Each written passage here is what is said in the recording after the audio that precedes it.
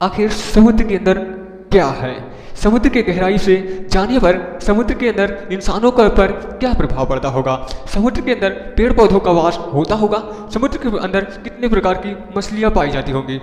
समुद्र के अंदर क्या पेड़ और पौधे पाए जाते होंगे? क्या समुद्र के अंदर जीव जंतु, पेड़ पौधे और पर्वत पठार भी होते होंगे? आइए आज हम इस वीडियो के माध्यम से आपके लिए इन्हीं सारे सवालों का जवाब लेकर आए हैं आपके लिए। बस आप इस वीडियो के लास्ट तक बने रहिए। तो चलिए हम शुरू करते हैं इसके बारे में जानकारी बिना अपना कोई टाइम गंवाए। तो चलिए पहले हम समुद्र के बारे में जानने से पहले हम यह जानते हैं कि हमारी पृथ्वी का जन्म जब हुआ था तो हमारी पृथ्वी कैसी थी, क्योंकि तभी जब पृथ्वी का जन्म हुआ था तभी इस पर बारिश हुई थी, तब जाके ये सारे समुद्र का निर्माण हुआ था। जब इस पृथ्वी का जन्म हुआ था हमारी पृथ्वी पूरे आग के आकार की थी। इस पर लाखों करोड़ों वर्षों तक बारिश होती हुई और इन्हीं बारिशों के कारण पूरे धरती पर जल का निर्माण हुआ। तो आइए आप जानते हैं समुद्र के अंदर के बारे में। यदि हम समुद्र के नीचे जाते हैं तो जितना हमें कहीं पर भी ज़मीन के पर दबाव महसूस होता है, ऑक्सीजन के कमी का महसूस होता है, उससे 100 गुना ज़्यादा हम समुद्र के अंदर जितना गहराई में जाते हैं उतना ही हमें ऑक्सीजन की कमी महसूस होती है। और हाँ, इस समुद्र के अंदर बिल्कुल भी अंधेरा होता है। हाँ, समुद्र के बारे में इसके एक एक पार्ट को दूसरी वीडियो में लेकर आएंगे। हम पहले आज नॉर्मली ही देखते हैं इस वीडियो के माध्यम से।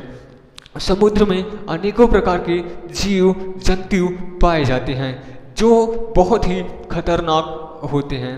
ये इनमें बहुत सी बैक्टीरिया, बहुत सी पेड़ पौधे भी पाए जाते हैं।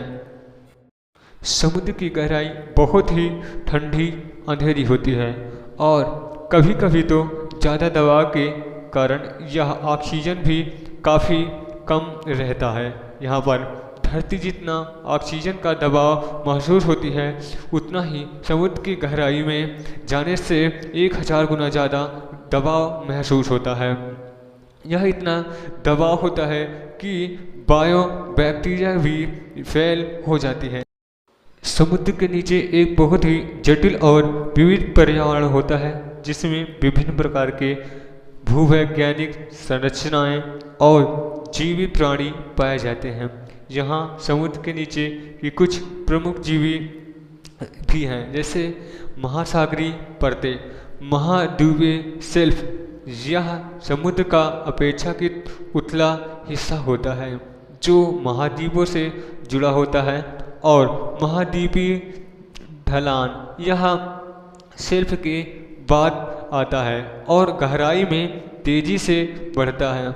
महाद्वीपीय वृद्धि यह ढलान के बाद आता है और समुद्र के तल की ओर बढ़ता है। समुद्र की गहराई जो एब्सिस प्लेस यह समुद्र के तल का विशाल और समतल क्षेत्र होता है, जो मैरीद्र ट्रेस यह समुद्र की सबसे गहराई जगह होती है, जैसे कि मारियाना ट्रेंच।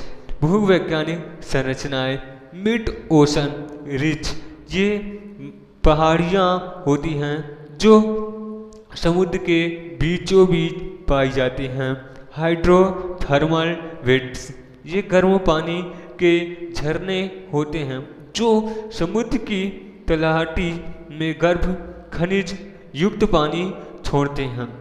समुद्र जीवन जो समुद्र में जीव जंतु मछलियाँ पाई जाते हैं।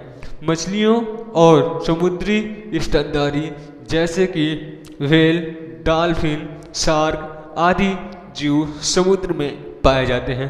प्राकृतिक पारिस्थितिकी तंत्र क्या है ये प्राकृतिक पारिस्थितिक तंत्र? ये समुद्र जीवों के लिए निवास स्थान प्रदान करते हैं। संसाधन और खनिज समुद्र के संसाधन क्या हैं और समुद्र से खनिज कौन कौन से प्राप्त होते हैं? समुद्र के तल पर मेटल, नोबल्स, मेट्रोसलिस और प्राकृतिक गैस के भंडार होते हैं। इस